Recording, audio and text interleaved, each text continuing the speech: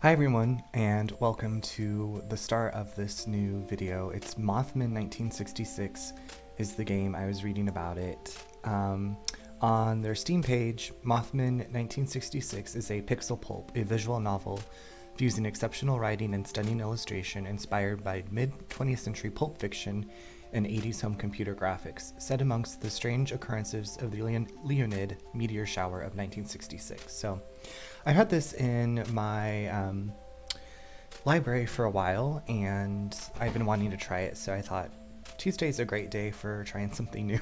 So here we are. Gonna check out the settings really quick. Okay. Alright, new game, here we go.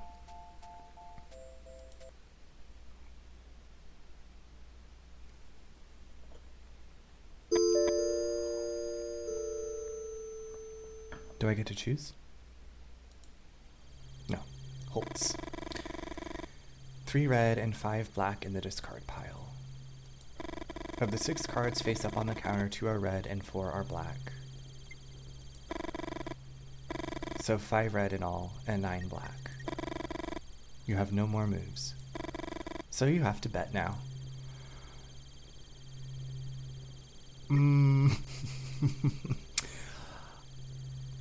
Let's go with red card. I have no idea why, I'm just red. With so many black cards drawn, it feels natural to choose red. Numbers should be on your side. Even though you've already chosen, you decide to stay away from the counter. You can't bear losing again. Okay, continue. I was like, I don't know what these buttons do. Okay, so this is a log of the dialogue we've seen. Okay. ... You think of your grandma Elsie trying to win at solitaire for over 60 years. You take a deep breath and keep sweeping.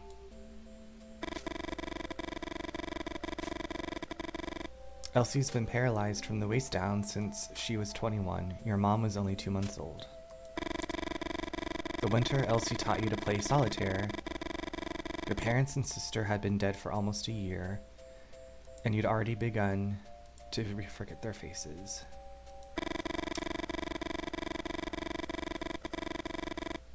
Although you cook for her, do her laundry, bathe, and even dress her, it still feels like she's the one taking care of you. You close your eyes and almost feel Elsie stroking your hair. You're 11 years old again, kneeling next to her bed, crying your heart out.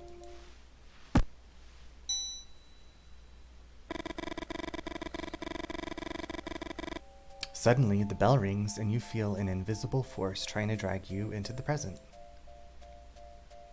I'm just gonna have just one more moment of nice time with Elsie. You decide to stay a few more seconds at the edge of your grandma's bed, her fingers running through your hair, pushing away the images that haunt you. You hear the bell a second time, and then a third. Now you know it can't be a customer. Those fucking kids. You don't know what comes over you, but you yell some things at them that you're too ashamed to remember. You justify yourself thinking that they might be the ones who got into your garage that night and stole some parts of the replica machine gun you're building. You won't let anyone mess with your project. The Winans steam machine gun is the jewel of your collection. The kids yell at you, "Old freak," and laugh, sheltered by the distance. Deep down, you know that it can't be them. How would they know which parts of the machine gun were worth stealing? Anyway, that guard dog's being brought over in a few days and you'll be able to stop worrying. Let's check the hose.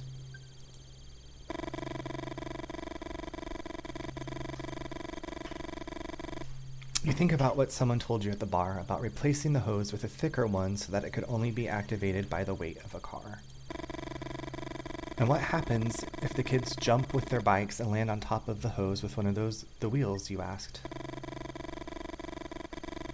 Kids are always going to find some way to bust your balls, they replied. Right, go back in. You try to calm down. Who hasn't been there trying to calm down? You look at the shells and think of the solitaire your grandma taught you. Your grandma always said that everyone has their place in the world,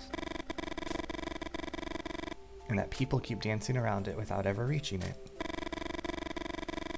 To win the solitaire, you have to stop dancing. You know that the chances of winning are incredibly low. Almost zero. You can't bring yourself to turn over the next card and decide to start sorting the shells instead. Doing simple jobs builds up your self-confidence and provides you some illusion of control. Oof. Truth. It looks like the products are all the same, so let's start at the top. Oh. Are we gonna organize? Wait. I don't want to grab I'm gonna grab a bottle. And we're gonna put it...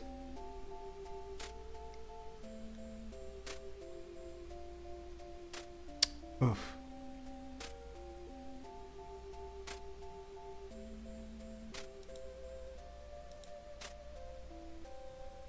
We're gonna put this box up at the top. We're gonna get this bottle. We're gonna just yes, there we go. Look at that. Oh my gosh, this is great. I'm having so much fun already. Good. Ooh, illusion of control. One type of product on each shelf. Oh, what is this fancy car?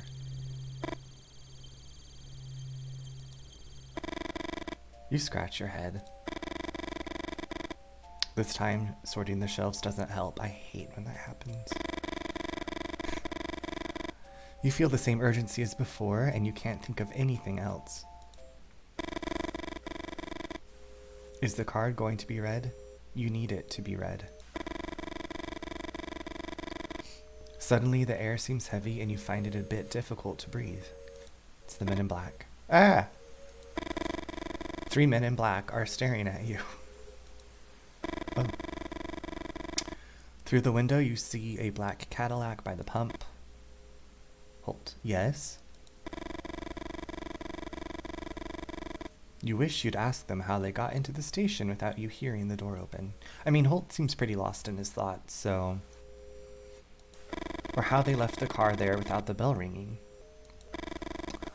That trembling yes was the only thing you managed to utter. Man, the moose. The moose? After a few seconds of not receiving any response, you decide to break the silence.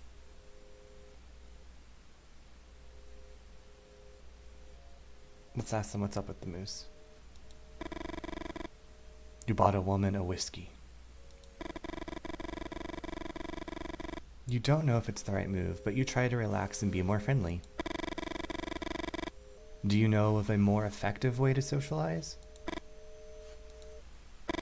Ooh, up close. You told her the dream about your grandma. Oh my gosh, how does he know? A chill runs through your body. It's been a few weeks since that night.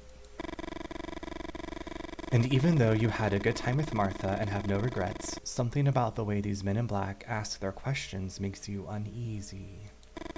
What? What do you want to know? Granny in the forest. One of the men farther back lets out a cracking noise.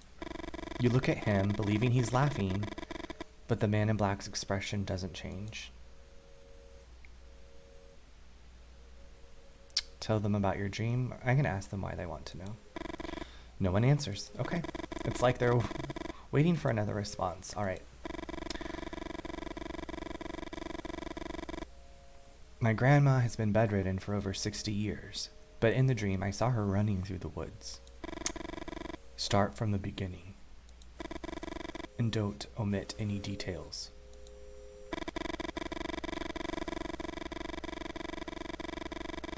You don't know if it's the way they look at you, or because of a certain authority in their voice, but you tell them everything about the dream.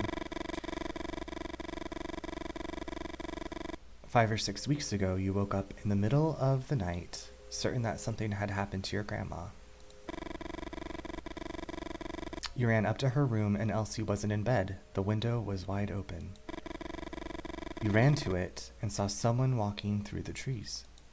It was her, and she was holding a rifle of the kind your ancestors would have carried in the Civil War. You tried to call out to her. Your grandma started running and shot 2 or 3 times into the blackness of the forest.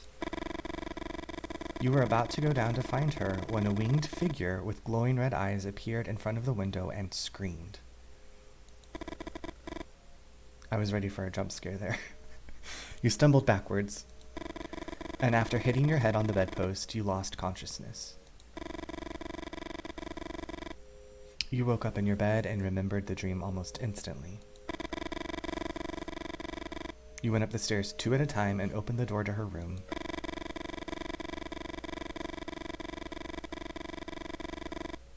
Your grandmother slept peacefully. On the bedside table was the glass of milk you bring her every night and the deck of cards she uses to play solitaire. During the days that followed, you...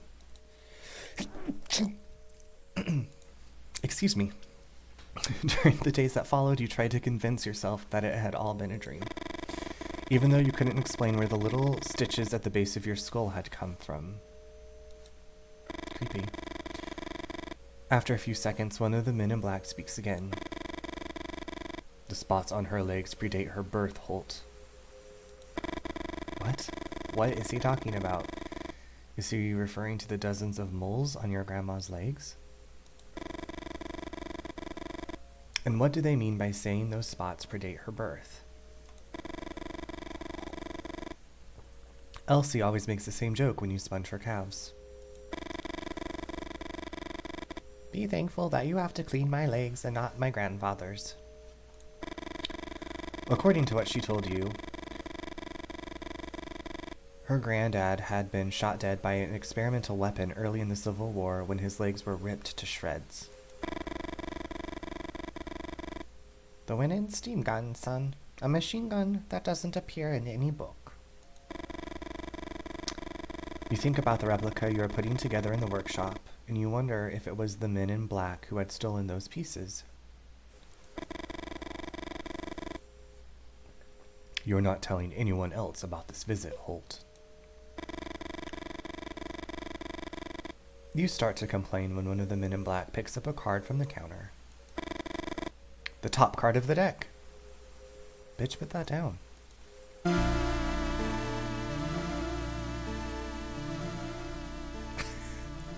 The crunch horrifies you.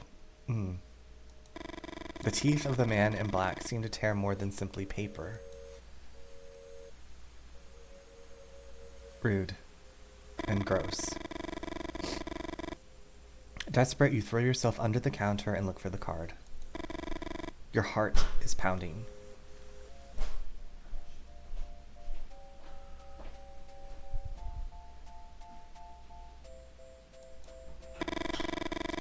You look out the window and you don't see the Cadillac. You walk to where the car was parked a few moments ago. You step on the hose, and the bell rings. What the fuck? Jack of diamonds. Red, I knew it. You think about the edge one of the men in black tore off. And you remember the noise he made when he chewed it. Was it a threat? A warning? You wonder if you should tell your grandma everything that happened or just keep your mouth shut. And keep playing solitaire with the marked card.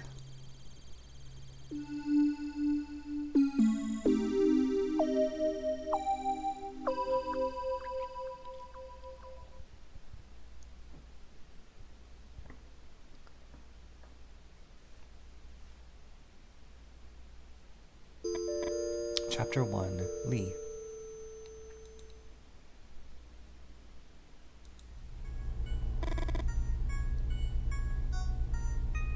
What's wrong? I told you it's nothing. That damn pause again. There's something she's not saying. The Mustang purrs. You shake your head, feeling sad inside. The sound of an engine hides no secrets. Lee, you're right. You bite your lip and sigh. Why is everything so damn hard?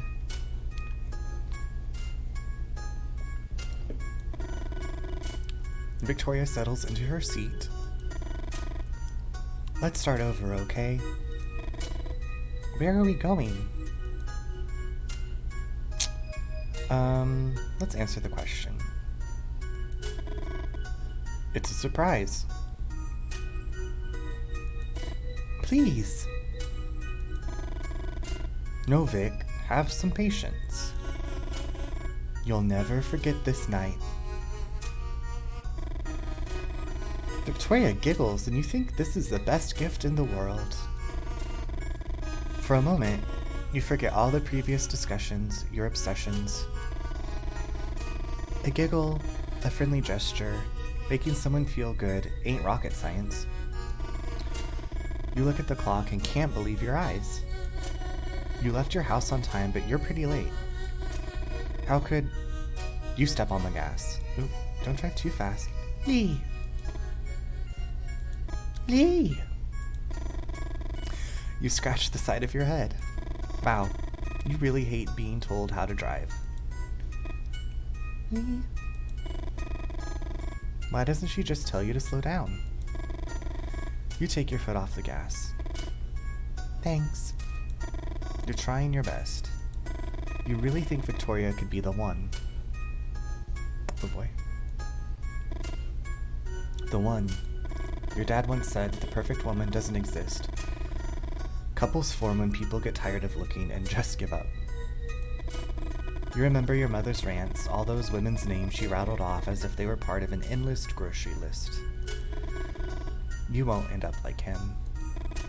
Anything but that. You try to smile and force yourself to be more cheerful. You want a clue? Yes! Oh, I love her hair. Victoria looks into your eyes and you feel a warmth on your face that takes you by surprise. You felt the same thing the first time you saw her in college. You keep looking at her for a few seconds that seem like forever. What? Do I have a booger? Where? You can't help laughing out loud and have a hard time containing the urge to kiss her. You are driving, do not kiss, and drive. Give her a clue about the origin, give her a clue. Let's do this myth. One would be a source of superstition, but we're talking thousands. A source of superstition? A black cat? Victoria looks at you expectantly, desperate to be right. Cold. Alright, we'll give her a clue about the date. It happened 100 years ago. Victoria answers almost immediately. After all, you're both majoring in history. Match made in heaven. The end of the Civil War. No, not in 1865. I mean exactly 100 years ago, Vic. Oh, let me think then. You're running out of time. There was a cholera outbreak in 1866, right? Freezing cold.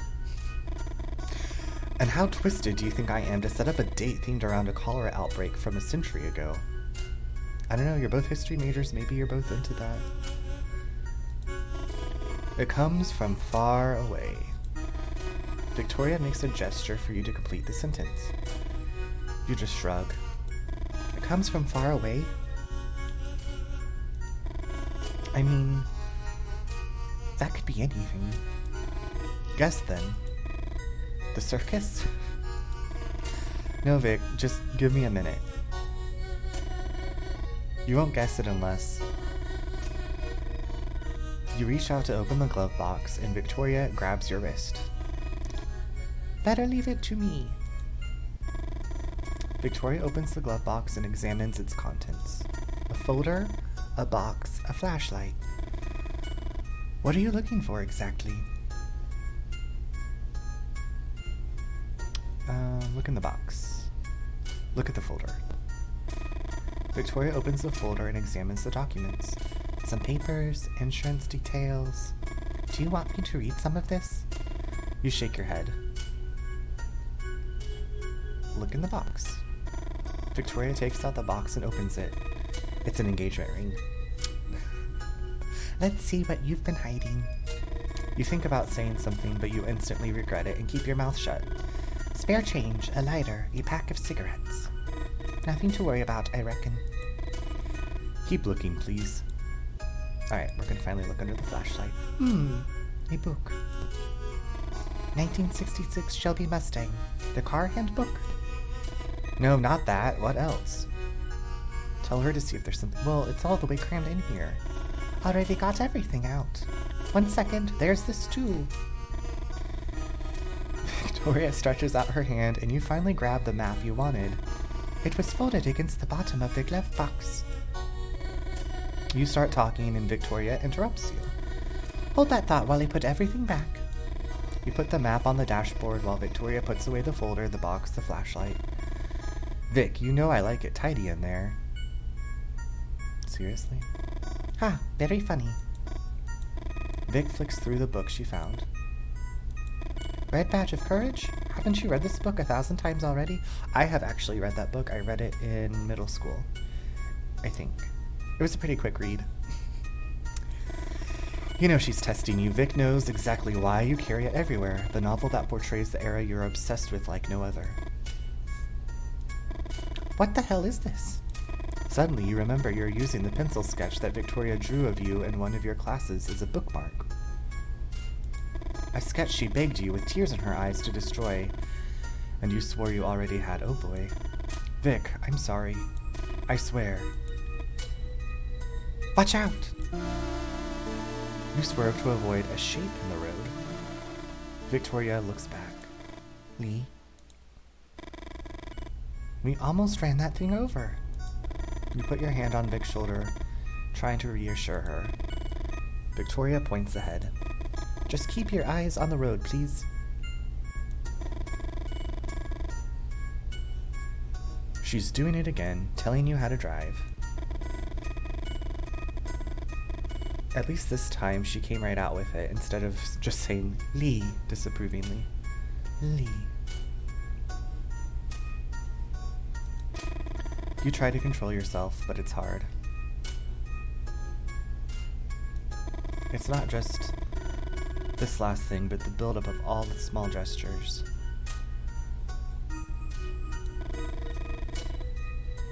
You take the map and throw it on her lap. Victoria raises her arms in disbelief. The Leonids, Victoria, we're going to have dinner watching the Leonids. Leonids. Victoria says nothing. Forgive me for trying to arrange the perfect date. You try to keep silent, but you can't hold it in. A meteor shower. A phenomenon associated with the passage of the Temple-Tuttle comet every 33 years. Victoria keeps staring ahead. Victoria. In 1866, there was one of the most spectacular meteor showers ever recorded. I saw some lithographs in the library. Victoria doesn't even move. Everyone makes a wish on a shooting star. Imagine how many wishes you could make with thousands of stars shooting through the sky. Victoria settles in her seat. You know what, Lee? Shut up. You've never heard that tone from her, before from her. Just keep quiet until we reach. She pauses as she examines the map you threw on her lap. Holt Station? You feel your heart pounding. Your hands are shaking. That's what she wants? For you to keep quiet? For you not to say a goddamn word? Your hands grip the wheel tight, all the preparations you made for tonight. Your friend Freddy had worked out the ideal place to see them in all their splendor, away from the city lights. And when you... Oop. But now Vic has ruined it. I accidentally hit. But when you noticed Holt Station was inside the area, you didn't hesitate. But now Vic has ruined it.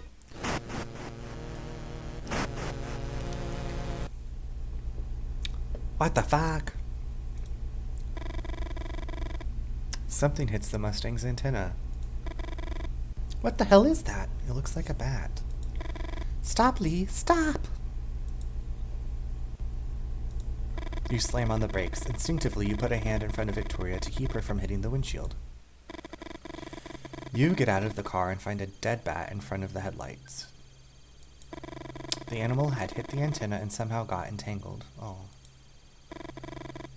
You can't believe it. What are the odds of something like this happening? Don't bats have some advanced echolocation system like a submarine sonar? Why are you asking me? What starts as a simple grunt in your throat emerges as a helpless scream. Fuck! This is what I get for trying to do something different. We should have gone to the movies. Lee. Vic's whispering. It doesn't take long to see why. There's a saber-toothed tiger in the dark. A wolf over there. Okay. The coyote is watching you from where the dark of the forest meets the light of the moon. I have not seen a coyote look this terrifying, but... Oof. Vic, we got this. It's not interested in us. You point to the dead bat. They're scavengers. You hear a growl that quickly multiplies. Oh. Suddenly, you're surrounded. It's not the first time you faced coyotes in the woods, but you aren't taking any chances. When I say, run to the car as fast as you can. You try to recall all the advice you've heard for situations like these. I don't know any advice for situations like these. Make lots of noise, wave your arms around. One of the coyotes in front of you approaches.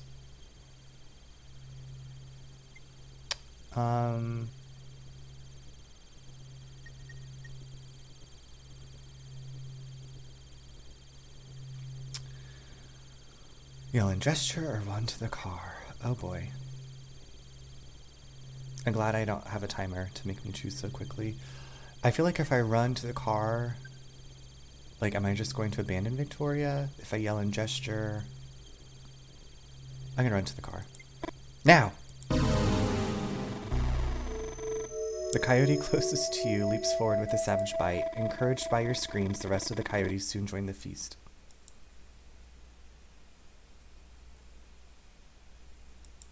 Okay, so this is like a choose-your-own-adventure. One of the coyotes in front of you approaches. Yell and gesture. Yell at one of the coyotes on this side of the car. Yell at one of the coyotes on the other side of the car. On this side of the car. Yell at the coyote in the center. Another coyote advances. You look into its watery, bloodshot eyes.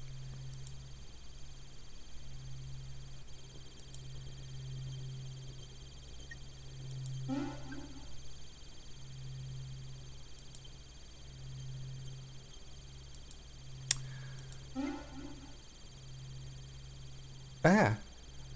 Shit. 3 coyotes advance at once. Yelling or waving your arms around won't be enough this time. Bang on the hood. Alright, now the trick seems to work and all coyotes back down. No coyote advance this time. It's your chance to go on the offensive. Can we run to the car now? Now! You try to reach the car, but ferocious teeth intercept you. Encouraged by your screams, the rest of the coyotes soon join the feast. Oh boy. Okay. Yell and gesture. Yell at the coyotes. Back off. Another. Yell and gesture. Go away.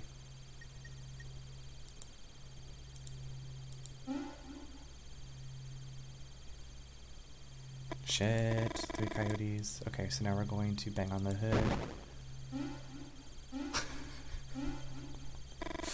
Alright, so we're not going to run.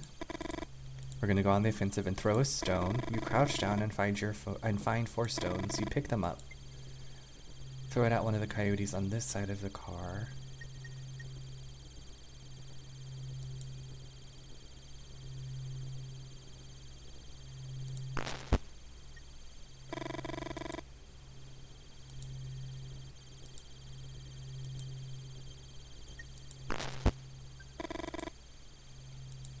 Alright, now can we run to the car?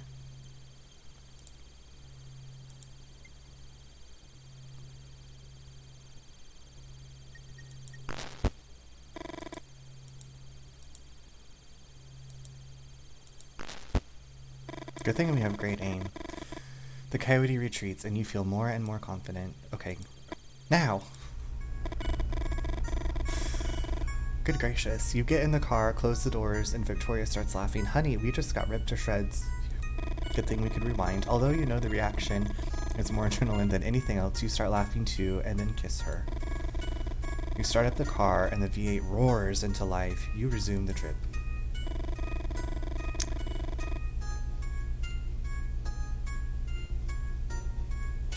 After a few wordless minutes, you suddenly remember something.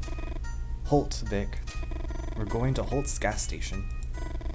Victoria starts whistling. The doubts, the fears, everything seems a bit ridiculous now. You think about the plans you made for tonight and smile. You really like to hear her whistle. Really? Okay.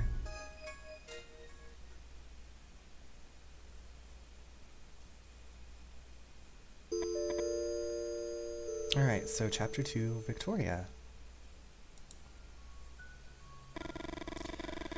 Lee turns off the car and looks you in the eye.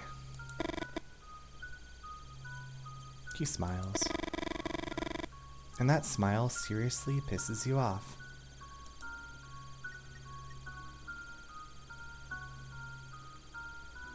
Let's just tell him. Before you can open your mouth, Lee taps you on the leg. Wait here, Vic. I swear you won't believe it. You bite your lip and take a deep breath.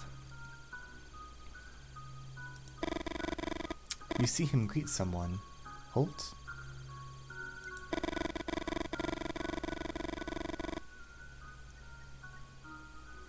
Lee had written Holt Station on the map he'd thrown on your lap 20 minutes ago. He'd written it by hand, and it might as well have said Hort Station or Halt Station.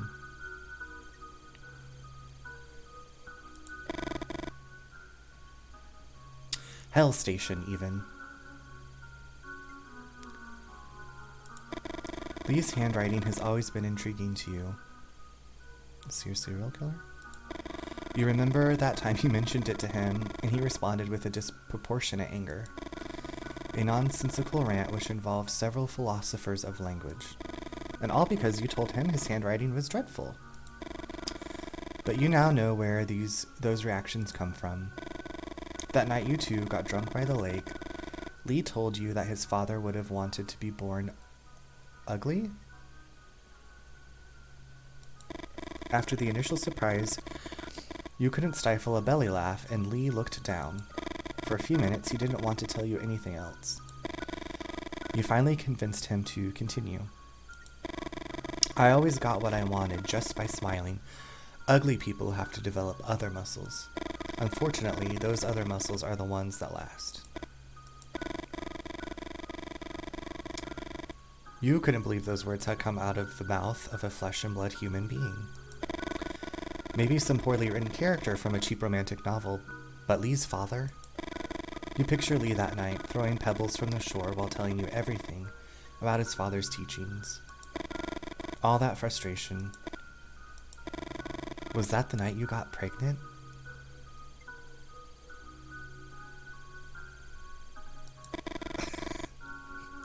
You'd both been drinking. Suddenly you find it difficult to breathe. I know what you mean. The interior of the car feels like it's getting smaller and smaller.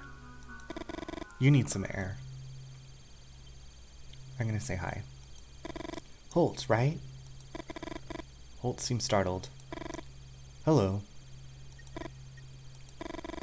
This is Victoria, my girlfriend. Be right back, Vic. You see them walk away with a box they took out of the trunk. And from the effort Holt's putting in, it seems heavy. What's inside the box?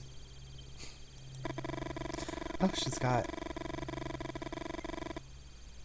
leopard print, cheetah print headband, scarf thing going on. That's cute.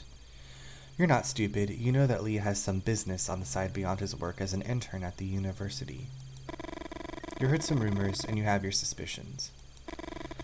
However, you never did too much digging. You prefer to keep it a mystery, something to make Lee a little more interesting. You light a cigarette.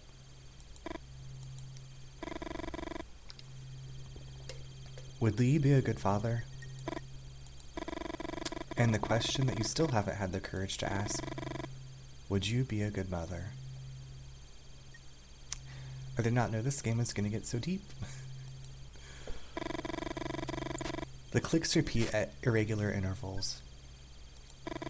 Small moths approach the light to get electrocuted.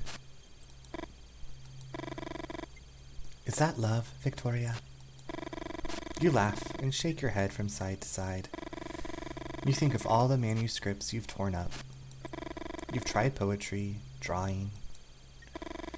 History seemed like an obvious choice. You don't need any talent to be a historian. Okay. Is there something in the bushes? Ah. What the hell? Hello? The man talks to himself while holding something in his hand. Lou. Have you seen any winged creatures flying over the area yet? For a moment, you think he's asking some kind of tricky question and you remain silent. However, something about him tells you that he's genuinely asking. You look at the man bathed in the shine of the streetlight and the scene fascinates you. Surreal, some of your old friends would have said. The ones that organized poetry nights and read Latremont. Latremont? I don't know. Excuse me, you are... Oh yes, sorry. Hill. Lou Hill. Writer. Victoria Greenberry. History student. Winged creatures, Mr. Hill? Lou, please. Can I call you Victoria? You nod. I'm looking into about a dozen reports, Victoria. Numerous witnesses claim to have seen human-sized winged creatures flying over the area. Angels.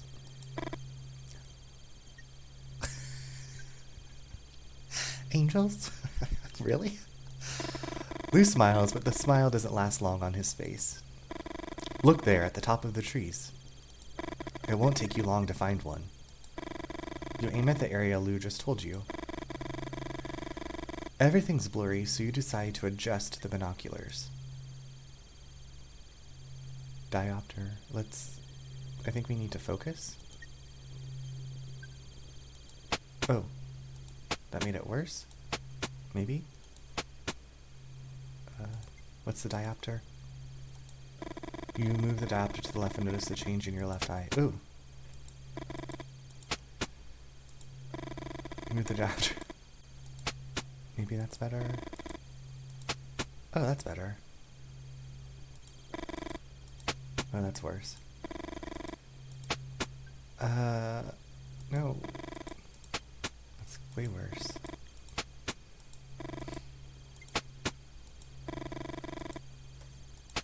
Okay, let's just go back. That's bad. Oh my god. You cannot rotate further to the left. If you can't focus, just try adjusting the diopter first. Okay. It's adjusted to compensate for some issues with my left eye. But you're young. Try to adjust it to see the same with both eyes, then focus. Okay. You move the diopter to the right and notice the change.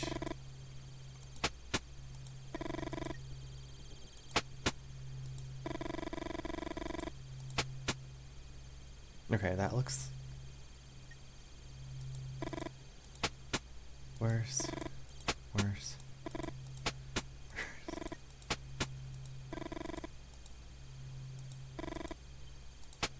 Okay, so it's only the left eye.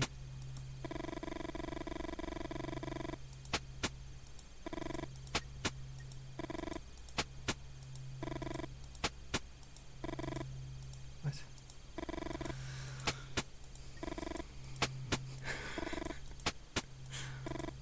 Okay, I feel like this is the clearest this is gonna be. I don't know about...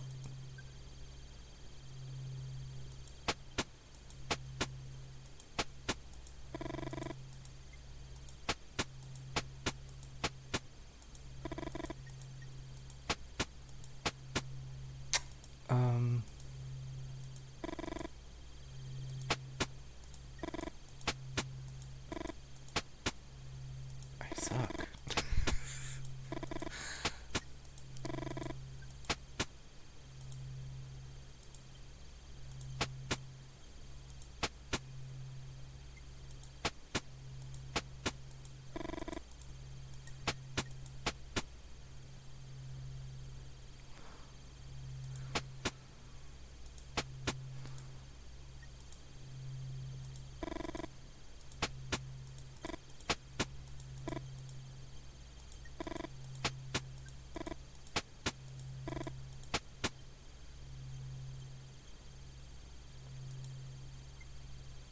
Okay, those look the same.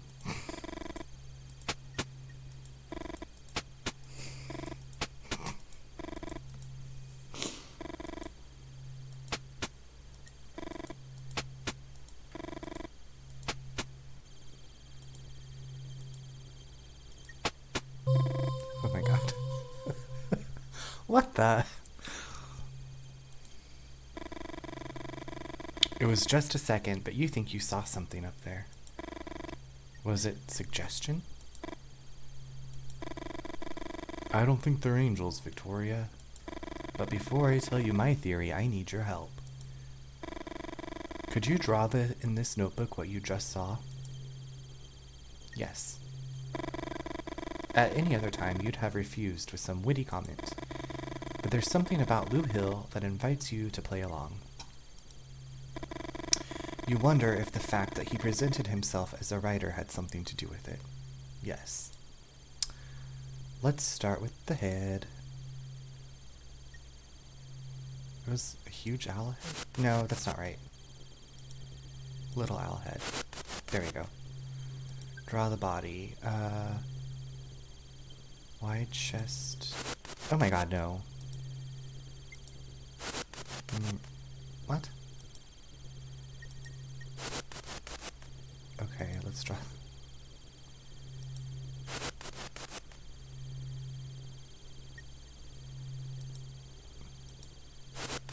No, that's not right. I don't really... Wow. Weird bird-like legs. There we go. I think this is... Before giving it back, you write some notes further describing what you saw.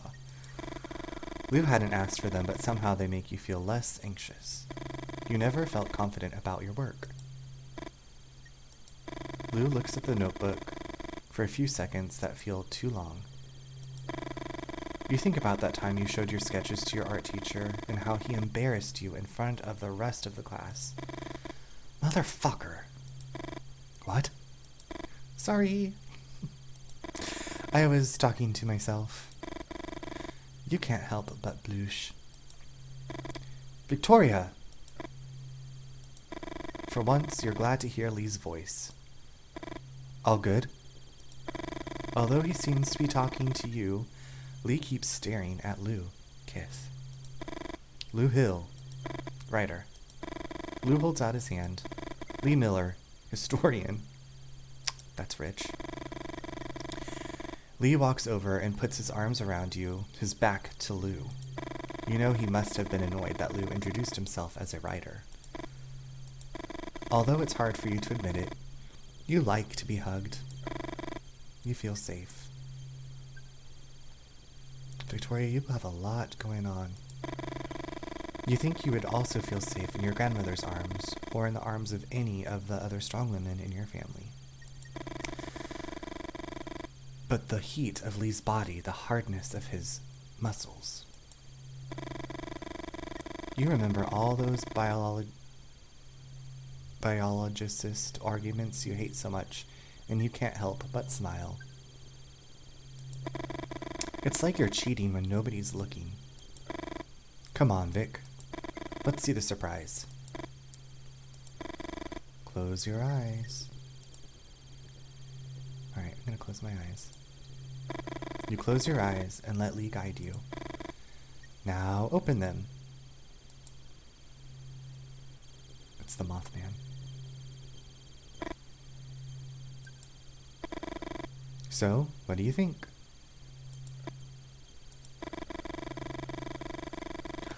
Okay, so there's a dog in the background. I wonder if Lee... No, well, surely it was like the heavy box that he carried in. Surely wasn't a dog in a box. A romantic dinner for two under the same meteor shower that amazed our ancestors. You instinctively put your hand to your belly. And when you realize it, you quickly put it in your pocket. You look at the dog tied to the post. Ooh. Fangs. The dog growls into the dark.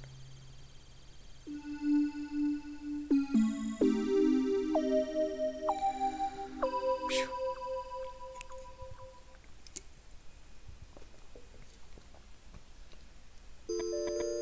Chapter 3, Holt.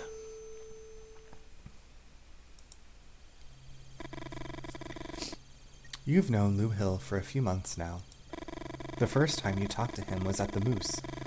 Lou was looking for information about some unusual lights in the sky. Nobody would talk to him. Before going to the restroom, you went over to his table and suggested he buys people a drink first. When you got back, Lou was already talking to Rick and Stella, their tongues sufficiently loosened. Lou raised his glass in your direction and smiled.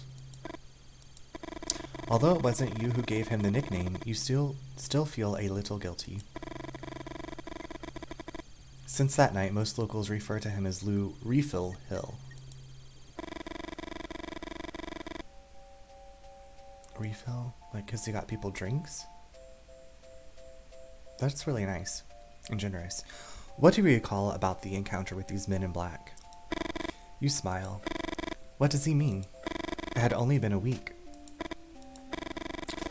You think about how to answer. You know Lou, he loves asking questions. So you're going to tell him one thing and one thing only. No follow-up questions.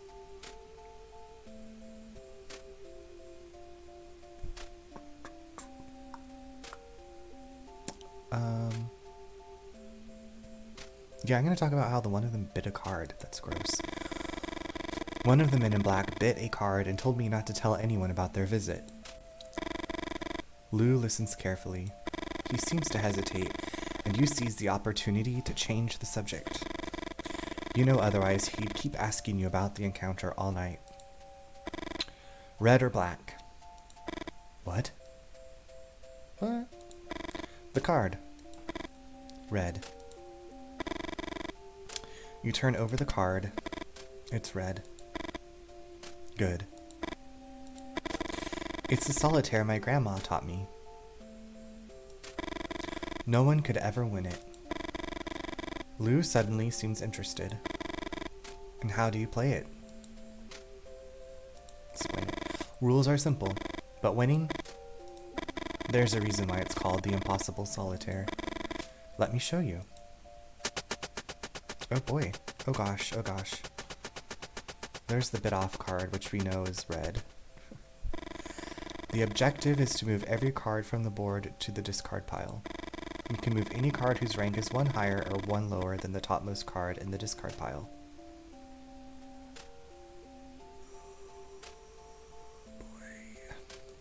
So let's say there's a 5 in the discard pile. You can either place a 4 or a 6 on top of it. And remember that if there's a K in the discard pile, you can place an A. A comes after K, and the opposite is also true. So, 28 cards to move. Seems easy enough, right?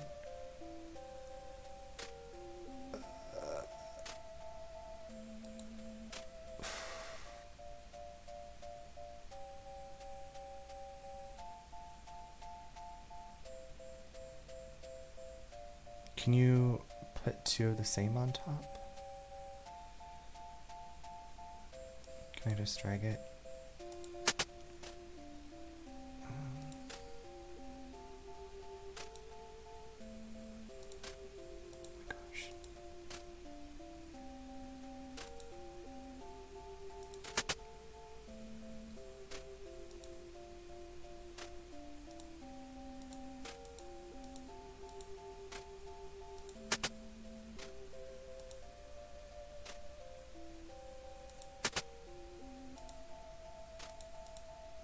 Can I get this one to the discard? Oh, can't. Okay, a card can be moved only if it ranks 1 higher or 1 lower than its topmost card. Okay. Turn over a card from the stock. When you're stuck, you can turn over a card from the stock to the discard pile.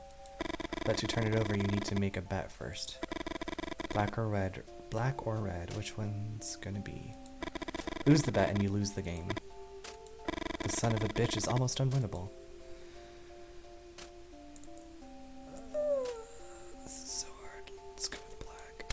Ugh.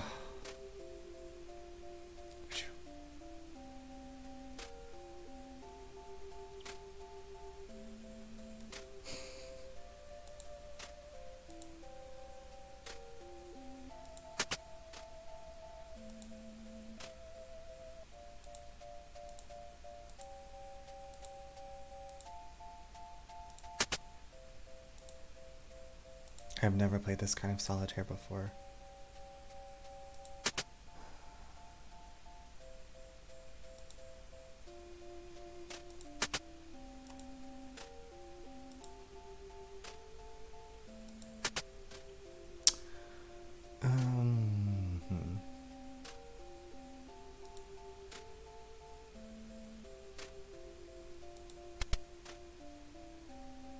Well, that's not helpful.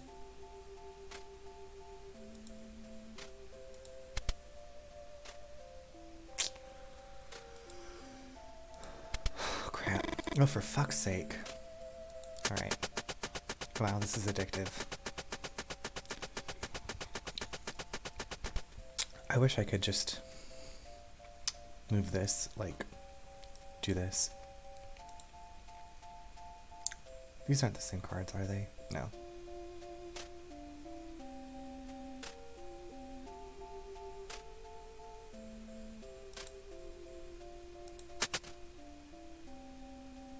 Crap, I shouldn't have done that.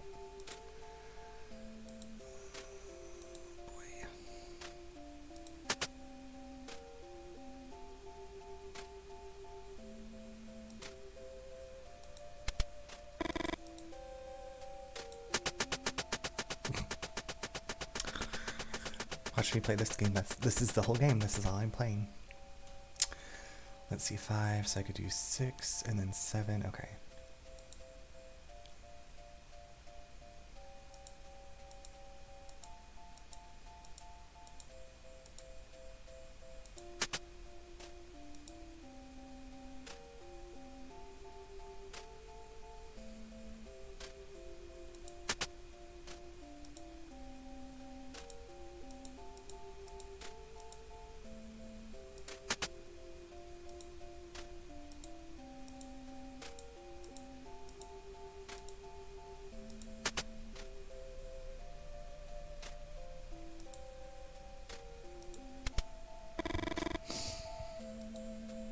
Just one more time. Okay, if you play this game, you know how addictive this would be. 3, so we could do 2, I would think we could do 2 king ace, 2 ace king.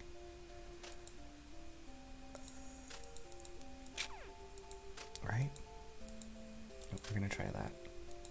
This is the last one.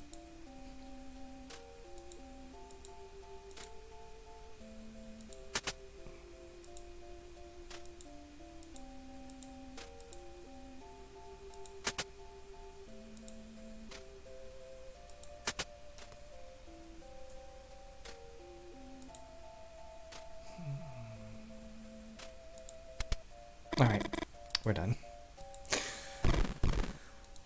You hear barking from the back of the station. Trent.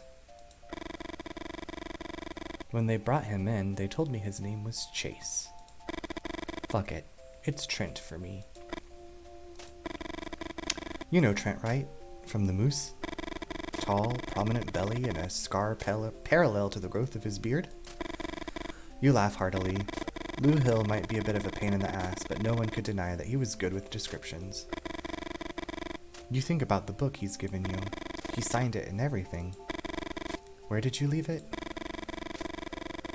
I call him Trent because he barks like Trent on open mic Tuesdays. Come on, let's go to the garage and see the machine gun. This experimental weapon.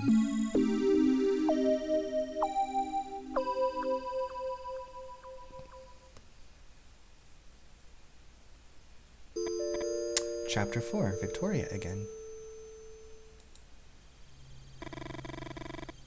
So is this his idea of a special date? Looking at shooting stars while holding your hand?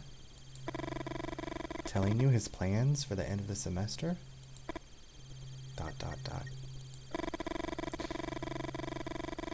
You can't stop thinking about the raw strength of the hug from a minute ago. Or how he scared the coyotes away by yelling and throwing stones at them. You think about your friend May, all those dark fantasies she told you about. Holding hands like this, smiling and talking and looking into each other's eyes, feels like giving up, doesn't it?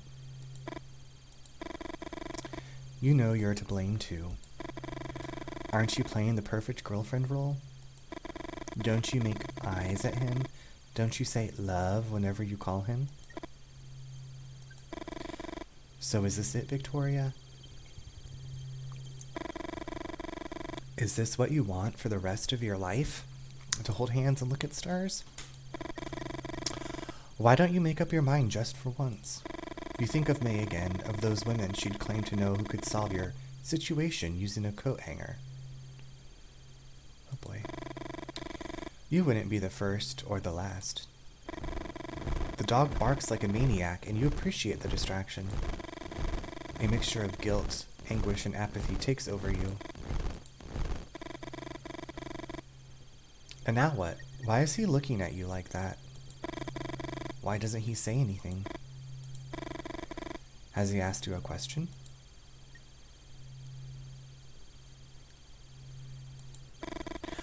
I said if you're excited about the doors. Yes, of course you are excited. The Doors, Victoria. Freddie told me they're about to release their first album, and it seems they'll be playing in New York. Are we going to see them live again, then? Lee? Ah! Cujo, scared me. Even though you try, you gradually stop listening to him. Hesitancy returns, and all those questions. And the fucking dog won't stop barking. What had been a distraction is now driving you crazy. What the hell is wrong with him? Shooting fucking stars. Why don't you make a wish, Victoria? How about going home, covering your head with a pillow, and sleeping for 18 hours straight? Amen. You feel like crying and try to calm down.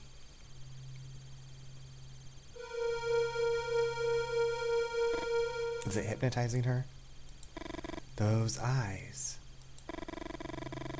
That creature you thought you saw in the treetops with Lou's binoculars. Had it been real? Not just your imagination?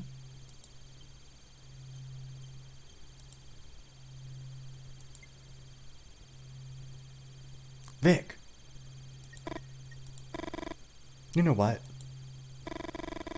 I'm tired of it already. Exhausted. I've been trying and trying for more than 10 minutes. Can you tell me what's wrong with you? You stay silent. You need to think. But Lee's right. It's not fair to either of you. With so much noise, it's impossible for you to concentrate. You know they're all excuses, though. Winged monsters don't exist. It's just your brain desperately trying not to focus on what's important. The sudden scream chills your blood. Oh no. And silence takes over everything.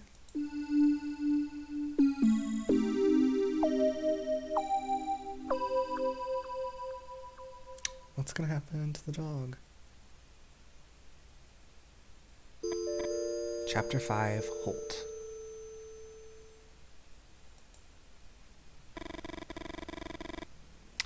Have you met Lee, tall guy with the blonde girl? He made xerographic copies of some docs I've used to assemble this beauty. That is much bigger than I thought it was going to be.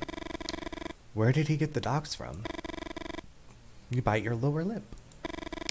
Do all writers ask so many questions? Lee works at the university in the history department. Lou adjusts his glasses. You don't know why, but that gesture irritates you. The Winans doesn't work like a normal machine gun. Normal machine guns use gunpowder to fire projectiles. Does this use, like, stardust, electricity? Do you know what the Winans uses? Centrifugal force? Centrifugal force. Interesting. Lou repeats the gesture with the glasses. Today Lee brought me some ketchum grenades. Do you know about ketchum grenades? Lou shakes his head and readjusts his glasses for the third time in less than 5 minutes. You take a deep breath. Let's tell him about the ketchum grenades. We're here. Although you can't stand Lou Refill Hill's tick, you enjoy talking about your collection of Civil War weapons as any normal human being does. Ketchums are similar to footballs in shape. They have to land on their nose to explode. They were highly inefficient. In Port Hudson, for example, the Confederates used sheets to catch them without exploding, and then threw them back at Union soldiers. Lou is about to say something when you hear a scream that makes your blood run cold. Ooh, I just got a chill. You grab the shotgun without thinking twice. It's coming from the back, come on! You don't have a good feeling about it, something's not right. Alright, they look terrified. Also, does his head just look really small? Like, where's the top of his head? Oh, Holt looks really creepy. Trent, no! Oh, gosh.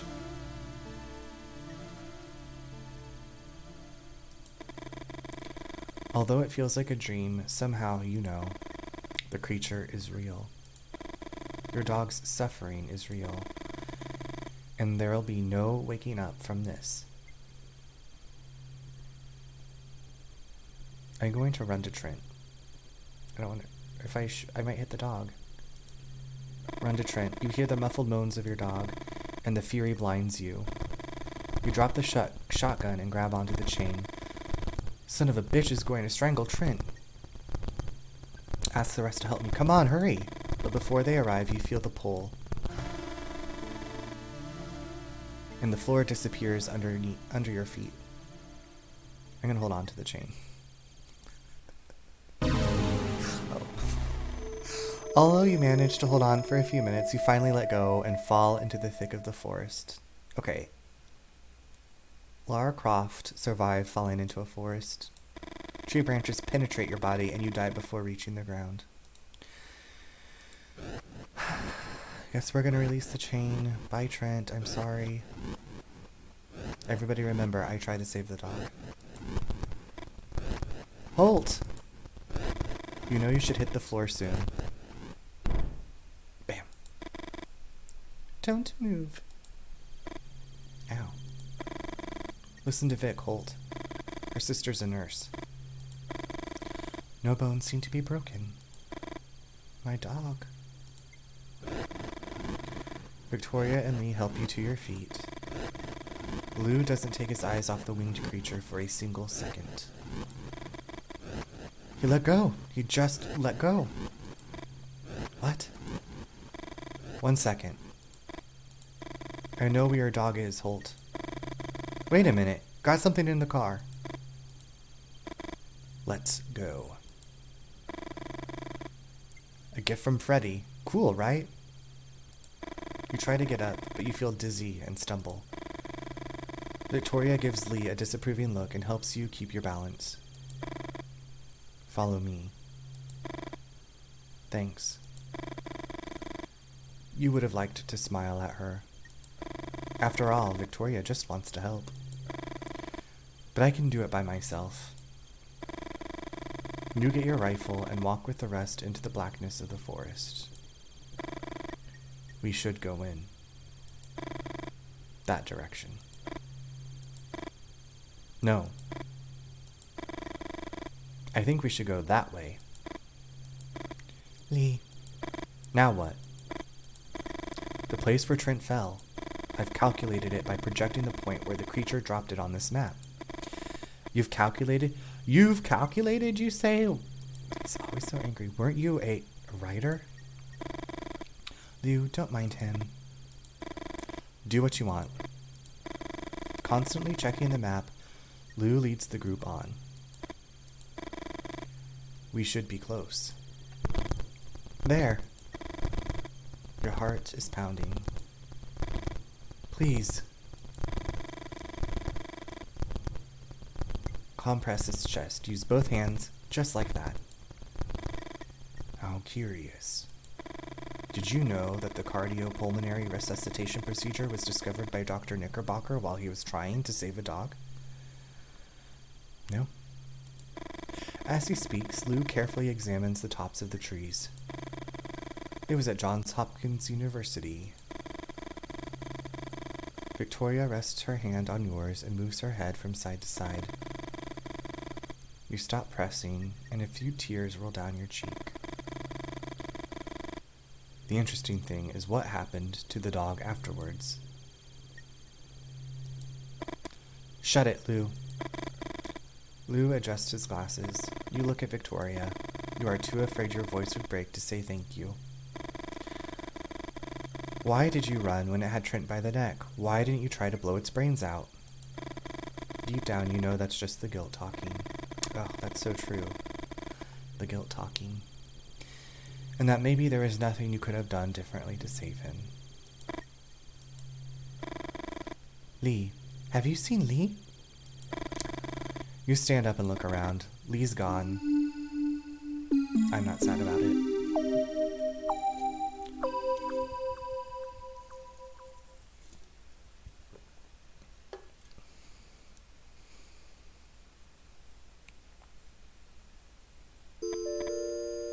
Chapter 6, Lee. Alright, I'm going to take a quick break. Be right back. Starting Chapter 6 with Lee, who has wandered off from the group, and he's kind of an asshole. You walk faster to keep your thoughts at bay. What the hell is wrong with her? Why does she even listen to him? Ryder, says the fucker. What a loser. You walk through the woods confident that you will be the one to find Holt's dog. What then, Vic? What weird little face will you make? Ooh. Ooh. Hello? You feel like someone is watching you. You're walking through a dense forest area where the darkness is almost total. You walk even faster than before. Finally, you reach a clearing and look at the sky. The meteor shower is gaining intensity. Your heart is in anguish and you find it hard to breathe. Are you watching the Leonids, Victoria? Are you? You hold your head in your hands. Cry. Just cry it out. The last time you cried like this, you were 16. You'd come home early and found him hitting your mother. You tried to separate them, and your father took it out on your ribs. His blows were like a rain of sledgehammers, and his breath reeked of alcohol. He pushed you against the wall, and you ended up on the floor. Your mom was clutching her head when your dad took a deep breath and kicked you in the stomach. Won't hit you in the face because it's the only thing you got going for you. And one day you won't have it anymore. You carry your father's photo in your wallet not to remember how good he looked. Hell no. Whenever the pain was too much, you'd scratch his entire face until his features blended with the cuts in the paper. What the? You seem to hear something, a kind of rumor. You think of the noise hands make when they shake the dust off an old volume. A river? You try to think about the map you've got in the car. You can't remember seeing a river here. Further west, sure, but here? As you get closer, you hear it more clearly. You feel a kind of calm. Not peace, but numbness.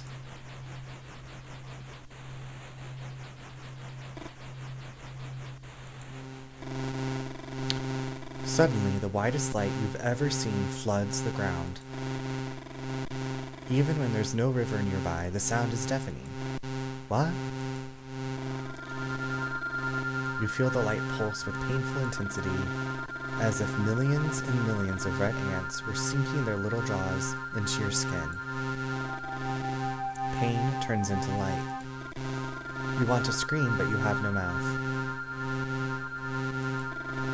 nor larynx or lungs. And the white that precedes everything consumes you. You don't know how long it takes. You feel the urgency of what is yet to be. And white makes you desperate. Heavens. Black Phillip?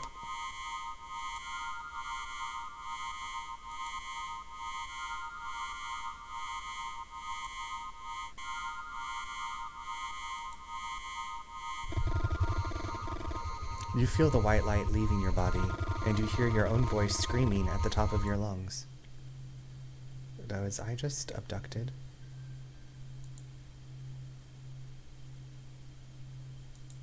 By aliens?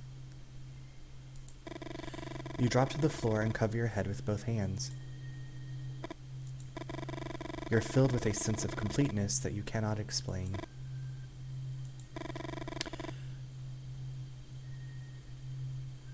We all need a little darkness.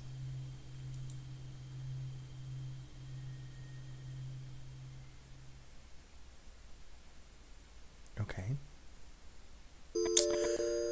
Oof. Chapter 7, Victoria. This game is pretty heavy. There's some dark stuff going on with these people, or heavy stuff going on with these people I was not expecting. I thought we were just going to investigate a cryptid. Alright, Chapter 7, Victoria. Lee! Where's that idiot? Calm down, Victoria. Lee knows how to take care of himself. Holt's right. He's going to show up eventually. Did you know that he chased away a pack of coyotes with screams, some stones, and a blow on the hood of his car? Lou smiles. You wonder if it's authentic or a calculated gesture to show some empathy. Holt? What? What's your business with Lee? Holt looks at you for a few seconds before answering. You think of one of the computers at the campus, the IBM 7040. You know what it's called because you once wrote a poem with that title. Holt is like that computer. From the outside, it's impossible to tell what it's evaluating before giving you an answer. I shouldn't tell you anything. Holt lowers his voice. But you shut Lou up back there. And I'm going to make an exception. Holt tells you about Lee's business, the sale of original Civil War pieces, the xerographic copies of historical documents. Don't worry. He knows what he's doing. You hear twigs snapping.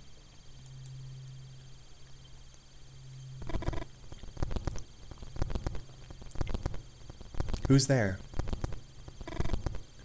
Grandma?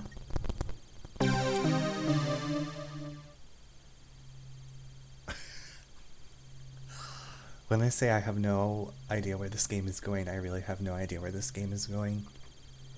I'm here for the ride. There is now a scary gremlin grandma with a gun. The sight of Holt's grandmother holding an old rifle mesmerizes you. The whole thing looks like an image from some Wyeth painting. A wet dream for almost any of your classmates. An image that not only defies gender stereotypes, but also demolishes social constructs like that of grandma in classic stories. She is terrifying looking. 3 teeth.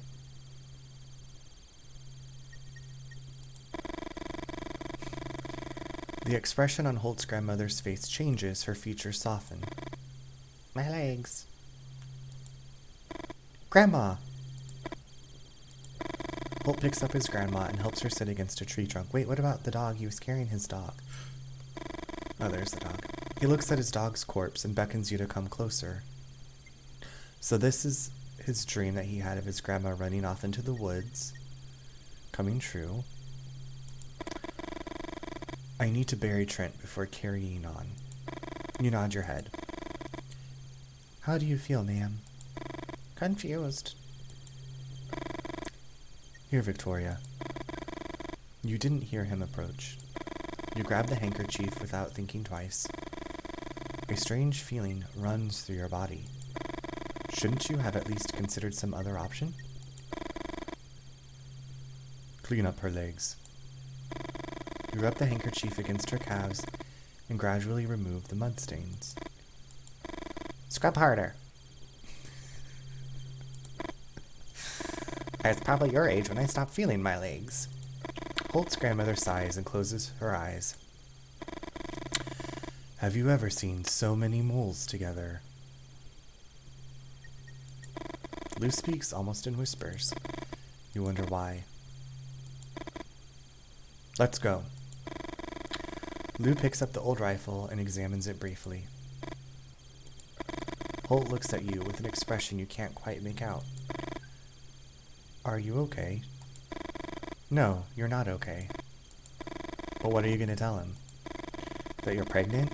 That your boyfriend is missing? That when creatures out of old pulp magazines are apparently more than just fiction? You should tell him all of those things. You walk for a while in silence. What was... Try to think of something else, Victoria.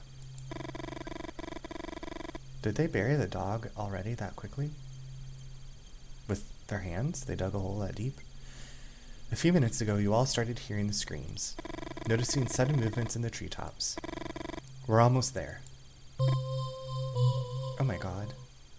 It is a conference of Mothmen. You find it hard to believe what you're seeing. Why are all these creatures flying over the gas station? Interesting. Holt punches Lou in the shoulder. Interesting? Did you find it interesting what they did to Trent? We're not in one of your cheap books, Lou. A sudden silence befalls the group. I'm going to suggest a plan. Listen. No, you just cover me. With what? You close your fist, tightly trying to exercise the impotence you feel. Was it that hard for him to hear what you had to say? You shake your head from side to side. What's even the plan? Running with his grandma in his arms? I don't know how we're supposed to cover him. We don't have any firearms. Why does he have to be the hero? Halt! The shriek chills your blood. Fuck! Lou looks at you as if waiting for something. How many bullets in your rifle? 3. Hope it's enough. Oh, is this a mini-game? Holt and Elsie are halfway to the gas station, 2 winged creatures on the street lamps. The light, Victoria. These creatures seek the light.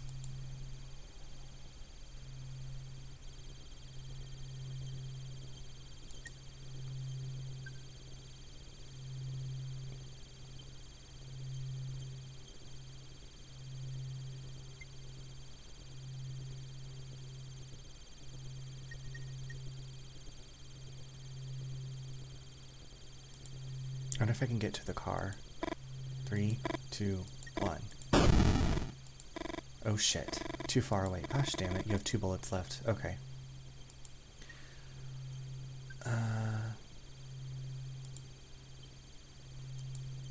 3, 2, 1.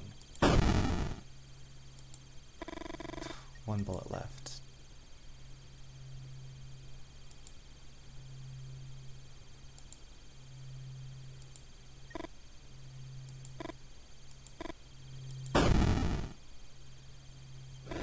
The winged creature flies to the farthest pole, and it does so over Holt and Elsie's heads. Desperate, you run to help.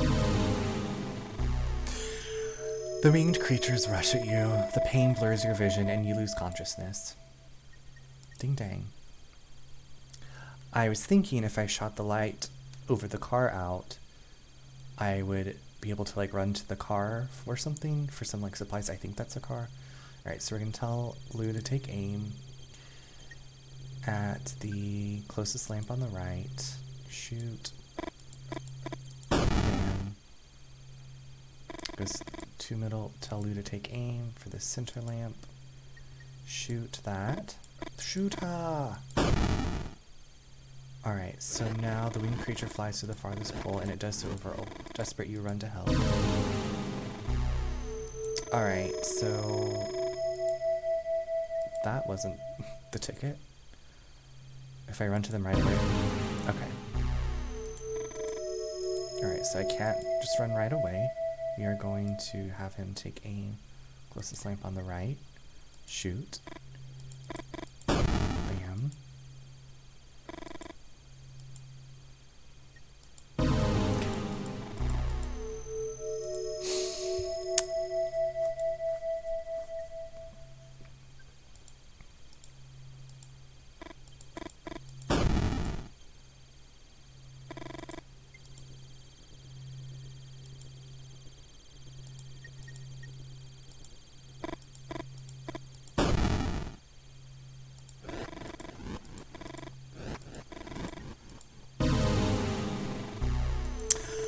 Okay. So, farthest, and then that one? Shoot.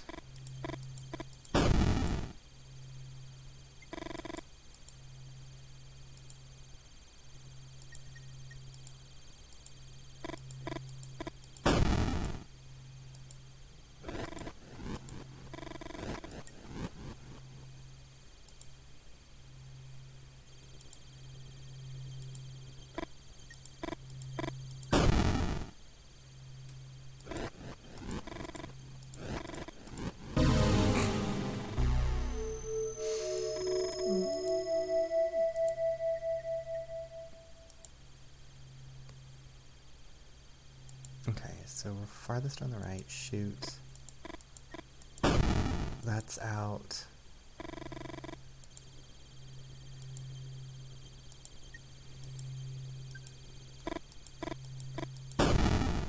So it's gonna fly over there. If I run to them now, I'll probably get killed. Yes. Okay. Problem solving, problem solving.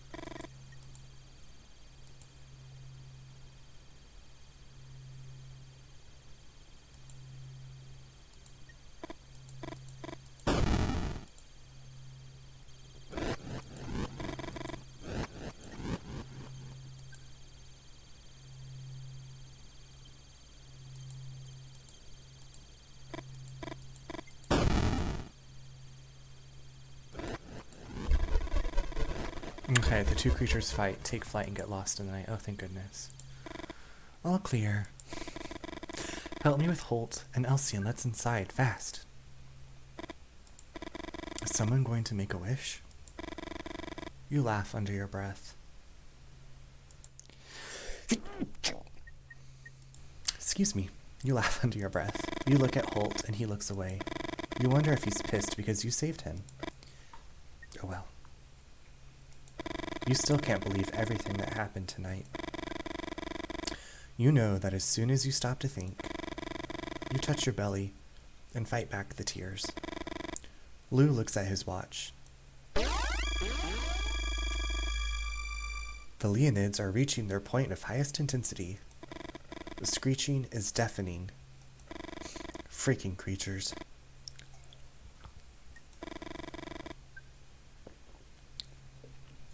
I think I saw one in a dream.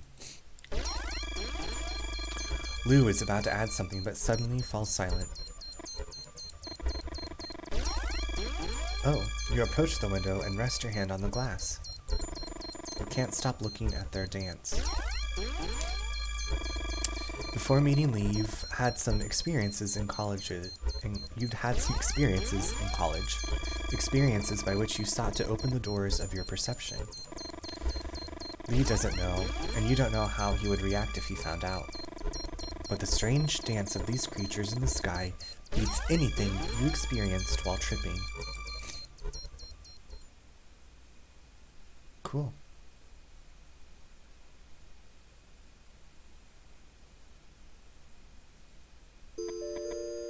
Chapter 8, Holt. They called him the Hivaro of the Hills. Hivaro of the Hills. What he did lacked a ritual component. It had nothing to do with the taxidermy business, even less with mummification. His shrunken animal heads were art, sold as collector's pieces. One afternoon, Liam, his only nephew, stole a bear head. The head had been emptied of viscera and was floating in a solution his uncle used in the early stages of the miniaturization process. Liam lifted the head out of the bucket, wiped it dry, and put it on like a helmet. That's disgusting. He stripped naked, left the house, and ran into the village. Liam entered the church in the middle of Mass, screaming at the top of his lungs, waving his arms up and down as if he were clawing. One of the congregation members pulled out a gun and shot him. You remember the sheer terror you felt when you saw the bear man running towards the altar. This is worse. Worse? Worse than what? Tell them about Liam. You tell him the story of Liam and his uncle, the Hivaro of the Hills. Somehow you feel safe telling them stories from the past. As for what's on the other side of the window, This fear can't be any more present. Got some clippings from the case. Liam's story was an unfortunate event. It explains what happened to him, but it also provided an all too easy explanation for other sightings in the area. The dog man? The owl woman? Many people told me stories about similar creatures in the moose. Lou adjusts his glasses. Lou Refill Hill. You think I don't know what they call me in town? It may be true that some people make up stuff to get a beer, but imaginations have limits. And in the long run, we tend to rely on real experiences when telling a story. Mothmen. They're somehow related to the Leonids and the gathering of all these creatures. So we have a cornucopia of cryptids just hanging out at this gas station. Maybe he's right, and all the creatures outside started to appear after the aerial dance of these Mothmen? Ask why Mothmen. Mothmen? Why the name? Moths are attracted to light. You look at the sky illuminated by dozens and dozens of shooting stars, and you nod. You like the name, not because of Lou's explanation, but because you know it's easy to squash a moth. This isn't the first time that Mothmen have appeared during the Leonids. Ask what he means. Grandma's fine. Among some other references, they're mentioned in the oral histories of the Ojibwe, collected in the diary of a Jesuit missionary in 1683 who even dares to draw them. Many believe that the creatures described in this diary are thunderbirds, but the Jesuits' drawings look much more like Mothmen.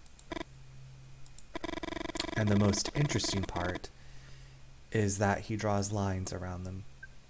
Oops, I'm covering. Hold on a second.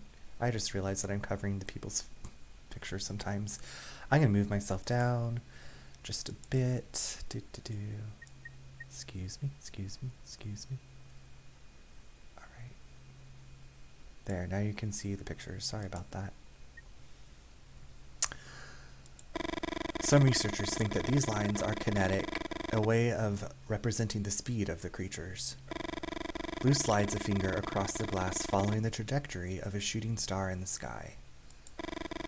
But I think these drawings depict Mothmen with the Leonids in the background.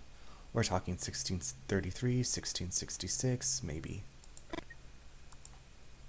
Alright, Grandma. You scary, scary looking Grandma. Grandma? Better? What are those shrieks, love? It's painful for you to see how confused she is. 1 second. You turn on the radio. Static. To the left, to the left.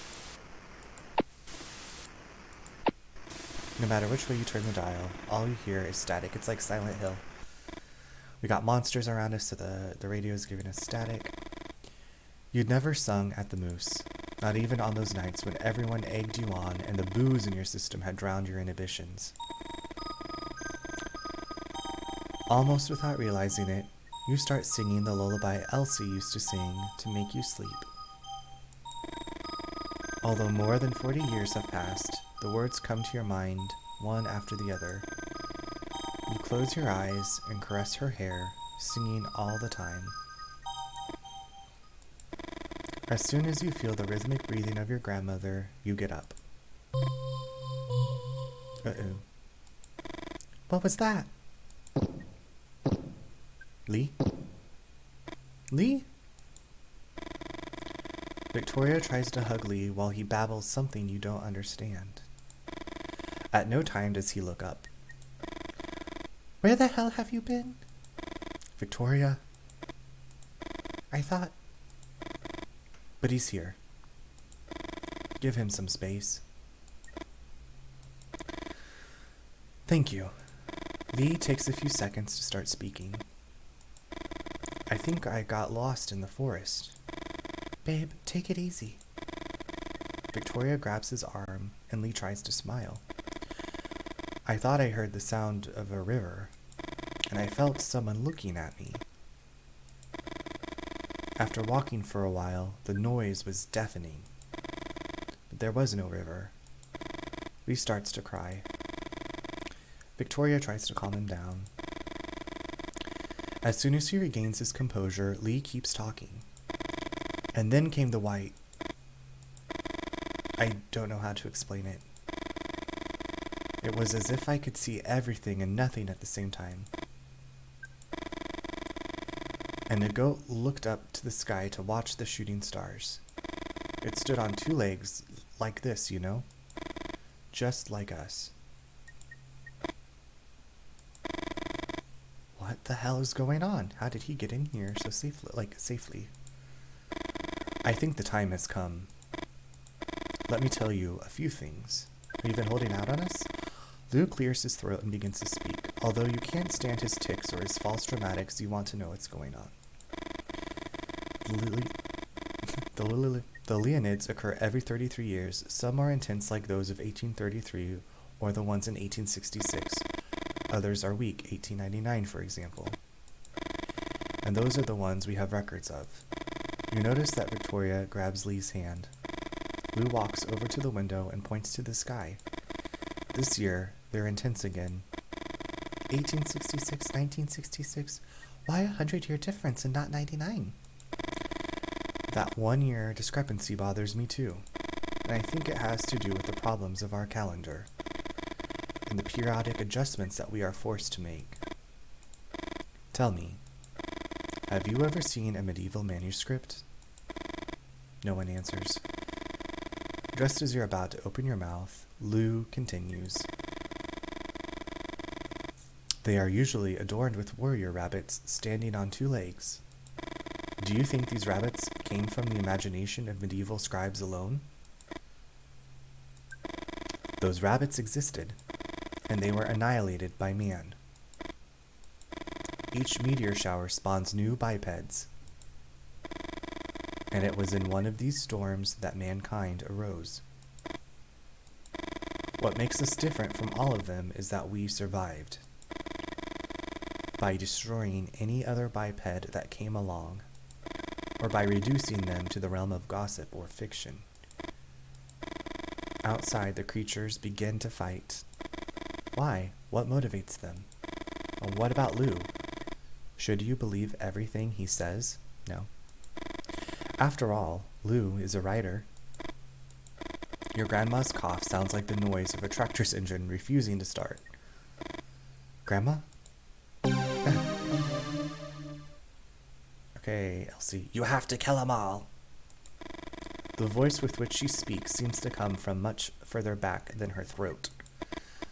We had a secret weapon, and we would use it to finish off the upright beasts, but they decided to test it in the war. Elsie? What are you talking about? I wanted to take the Winans from the battlefield, and they... Your grandma caresses her legs. I just want to finish the mission. Victoria and Lee look at each other. Lou walks up to you and tells you almost in a whisper. I bet the moles on your grandma's legs correspond exactly to her grandpa's wounds. Did you ever tell Lou about your grandma's legs? You're confused, and Lou seems to notice. It's not just free beers at the Moose, Holt. People tell me things. Lou speaks softly, but his words resonate loudly in your head. The moles on your grandmother's legs? Her grandfather's legs riddled by bullets in the Civil War? Could it be that Elsie's grandfather was talking to you through your grandmother's body? The Winans? The Winans! A project that has obsessed you for a long time, and now you think you know why. You decide not to think too much about Elsie, her grandfather, the moles, the men in black. You're terrified that behind all your decisions, something more than your own free will was at work. Come on. The Winans! Quick, let's get her out. No, it's still not working. What do you mean, it's not working? It has some kind of safety mechanism. and I still haven't been able to assemble it successfully. Here, see? The L's! You look at Lou with curiosity. On the blueprints there. Those L's are the rubric of a secret society founded in the middle of the last century. It's not so secret if you know about it, is it? Lou doesn't answer you. Why the L? Some say it's because of the way the knight moves on a chessboard. Others say it's because of Lewis Carroll. The author of Alice in Wonderland? Exactly, dum-dum. Let them keep talking. Lou closes his eyes, holds a hand to the bridge of his nose, and clears his throat. Can this guy be any more affected? A stick I found that weighed 2 pounds. I sawed it up one day, and pieces 8 of equal weight. How much did each piece weigh? Everybody says 1/4 pound, which is wrong. A riddle at this moment? Victoria strokes her chin and Lee nods his head slightly as if he's counting something. Do you think it's time for a riddle, Lou? Lou raises his hands and moves aside. You take a deep breath. It shouldn't be that hard to find the right configuration. Boy. This is going to... Oh boy.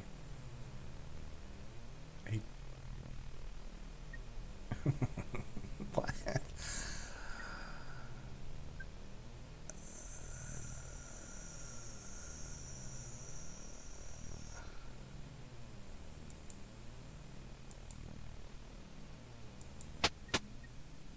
I don't know what I'm doing.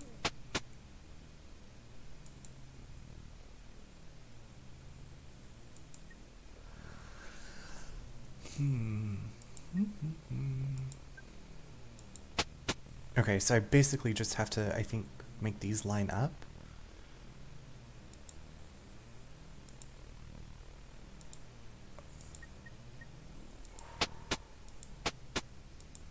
Okay. Right?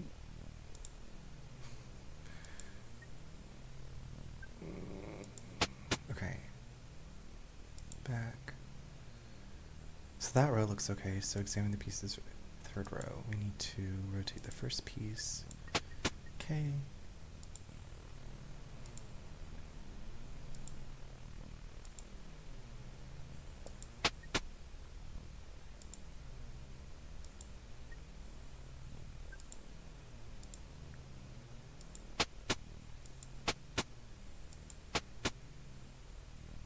I think that looks clean. The mechanism locks into place with a click. Okay.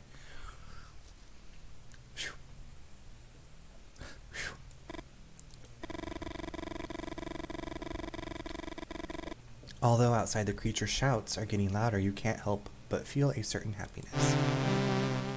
The Winans is finally complete. Now, everybody out! Elsie stands next to the Winans holding a rifle. Lee, Lou, and Victoria stand back a little.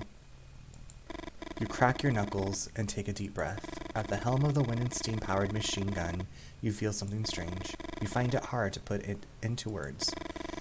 It's as if somehow the present has given way to the past. Rabbit men! They are weak creatures. Cannon fodder in the war against the upright beasts.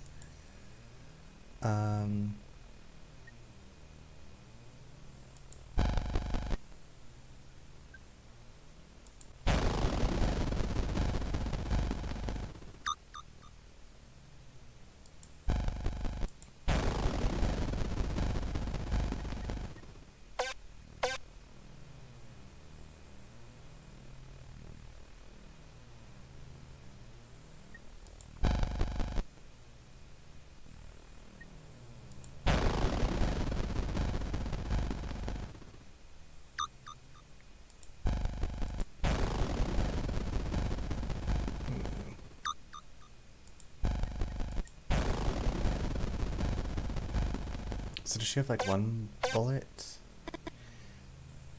Beware of the dogmen. There, behind the rabbitmen. The dog men are more resistant than the rabbit men, and if you hurt them without killing them, they get mad. Well, I don't know what else to do right now. Oh boy. Oh, okay, did it kill him? Oh, I'm gone. Eat this bullet!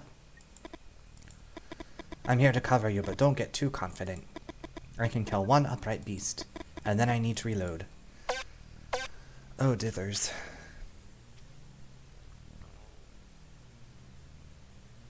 Okay, so... Hey! Where are you going? I hope that they're running away to hide, lady.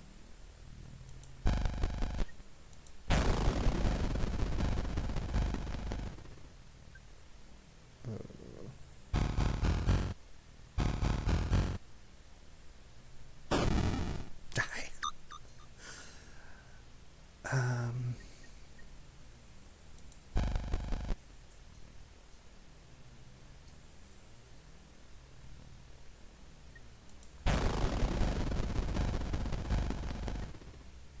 Oh, I'm not gonna... No, is that gonna kill it? No. And then that one's gonna move up and kill me. The beasts attack while Elsie tries to reload the rifle. The machine gun cools down. Although you try to defend yourself, the jaws of a creature close around your neck and you bleed to death. Beautiful. Okay.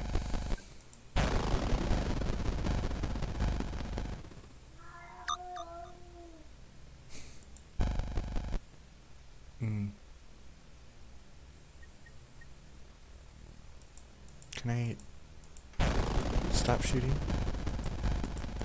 I can't do anything once that goes. Okay, so I don't know what I'm gonna do here. And then, yeah, we're gonna die. Oh, we try. So, rabbit men...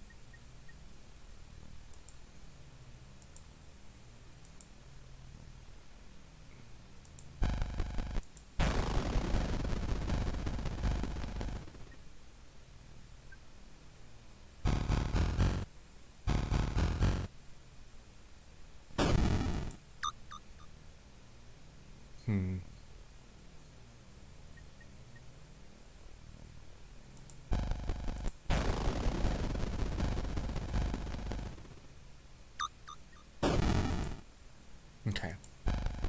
There we go, maybe. Toaster cakedom. Oh gosh, what is that?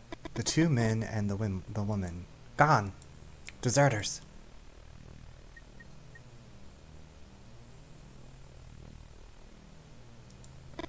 You shake your head from one side to the other. You know that Lou was the first to leave. And the helplessness eats you up inside. Go look for them. But if we're going to fight here, we fight all together. Oh. Should I have stayed? Chapter 9, Lee.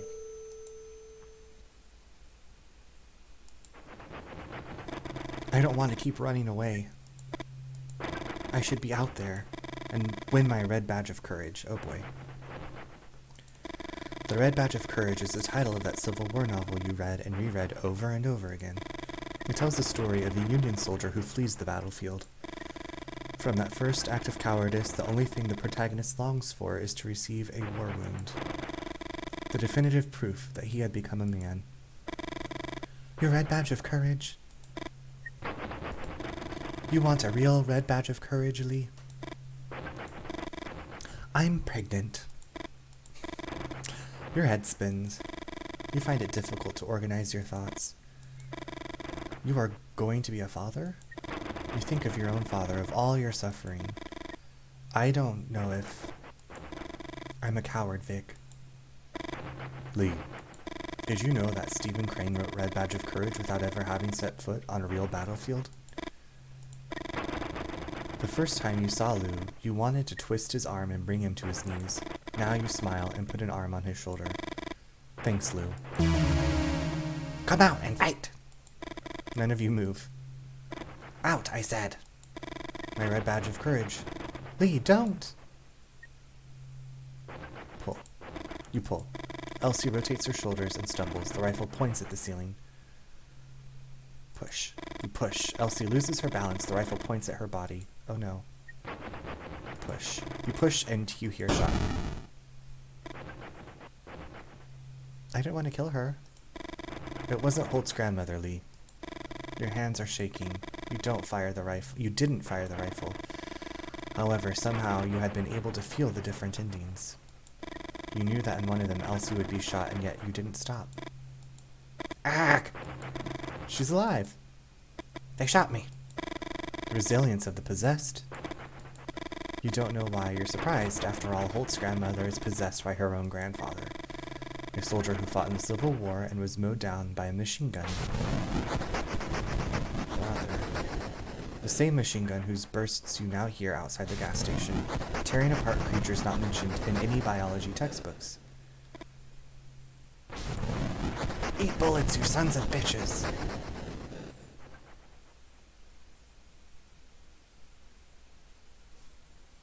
Alright, Chapter 10, Victoria.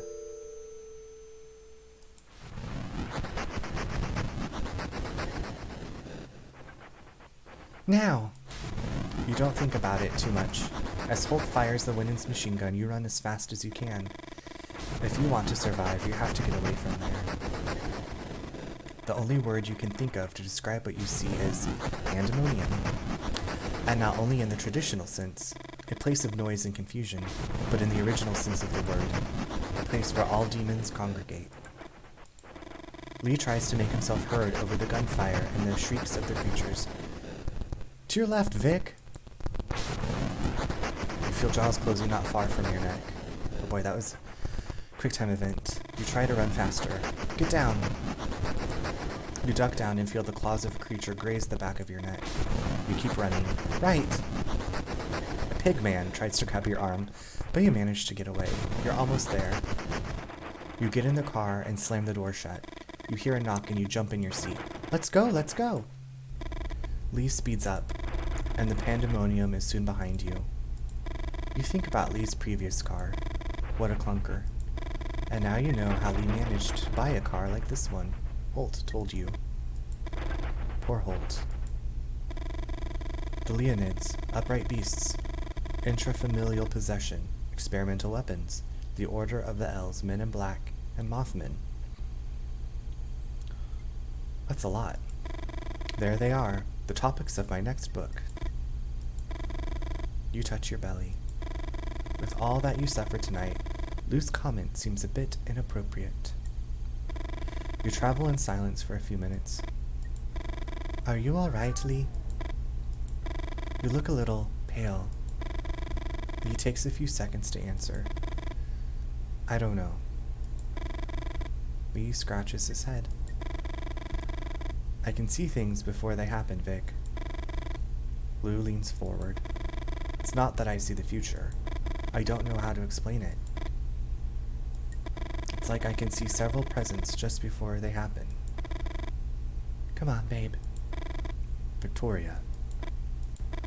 What you're saying, Lee. Have you felt it since the episode you told us with the white light? Lee's hands are tightly clasped on the steering wheel. It's not like I can control it. The first time I felt it was in the struggle with Elsie, and the second when we were running to the car. Lee looks you in the eyes, and suddenly you can feel all his pain. And some of the presents, the creatures, Lee's voice breaks. The creatures, and he begins to cry.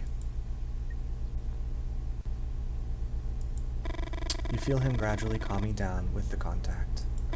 He rests his head on your hand, and you stroke his cheek. After a few minutes, you remove your hand and settle back in your seat. You look for Lou in the rearview mirror and see him jotting something in his notebook.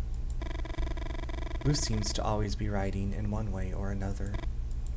You envy his tenacity, and you wonder if maybe that's what it takes to be a writer.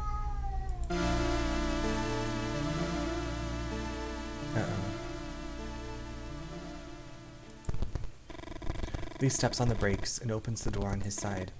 Wait here. What happened? Can you see anything from there? You shake your head. Here he comes. Yes, that's Jasper in the background again. A goat baby? It's hurt, Vic.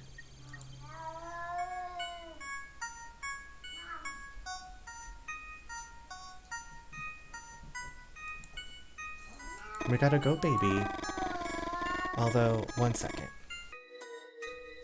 Okay, back. Although neither of you say anything, you think you know what you have to do. Lee kisses you on the mouth and starts the car.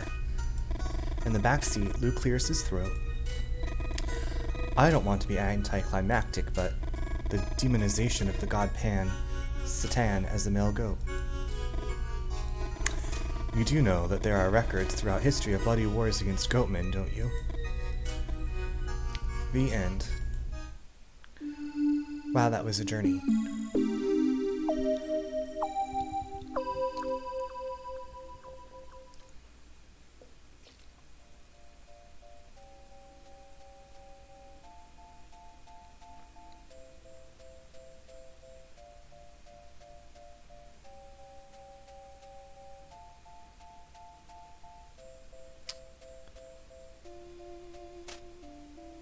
Okay, that was awesome. Yes, I want to replay and make a few different decisions. I'm wondering if I stay fighting the bipeds. It looked like there were different beasts to fight. So yeah, I'm interested to see if there's different endings or how things end up with the story. Oh, 8 years later.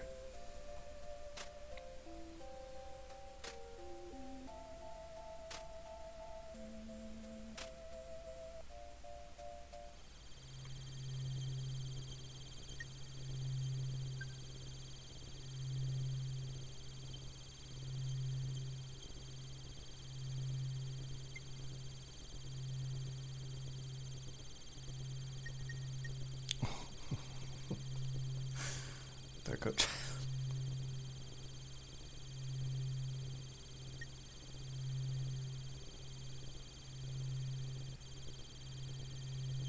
I was waiting for the Men in Black's eyes to flash.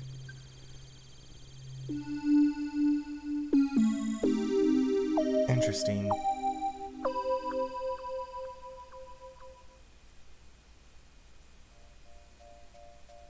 Alright, so it looks like, oh, you can play solitaire now. What's in my gallery? Make a creature's accurate drawing.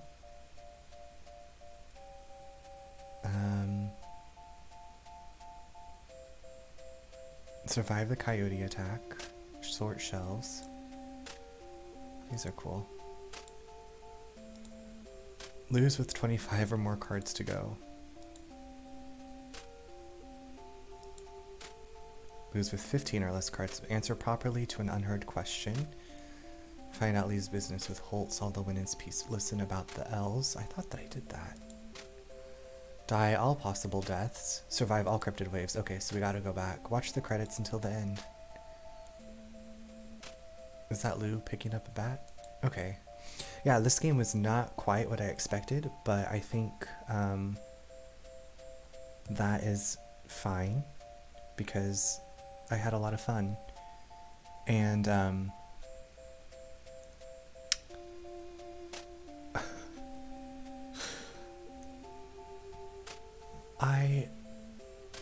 looks like, sorry, I have this new Twitch chat.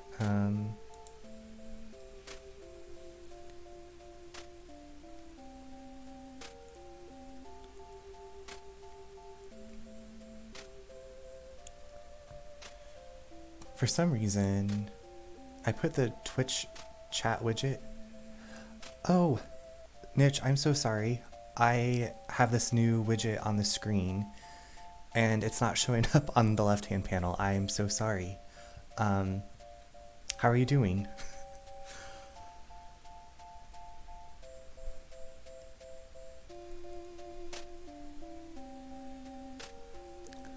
No. I hope you're doing well then, running around at the speed of sound. That sounds very busy. I'm doing well. I just played this Mothmen 1966. It's different than I thought it was going to be, but I enjoyed it. I thought it was going to be more like an investigation of just the Mothmen Cryptid story, but it was like a lot more. But it was a visual novel, so I think you might enjoy it. And apparently I was looking through these images that I have unlocked, and you can get different choices bring out different things, and you can unlock more artwork. But, oh, you might know this game? Okay.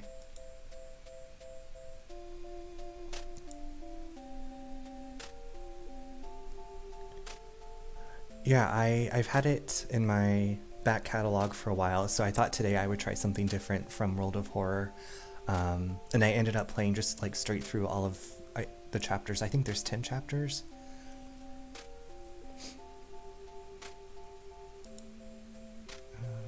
But yeah, I just finished, which you might have seen. I'm not quite sure what time or when you started watching.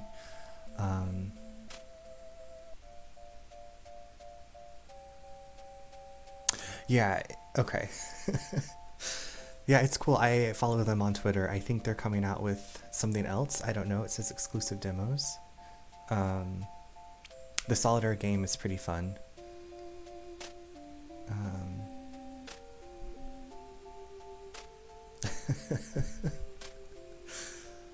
Okay, you just got on. Okay.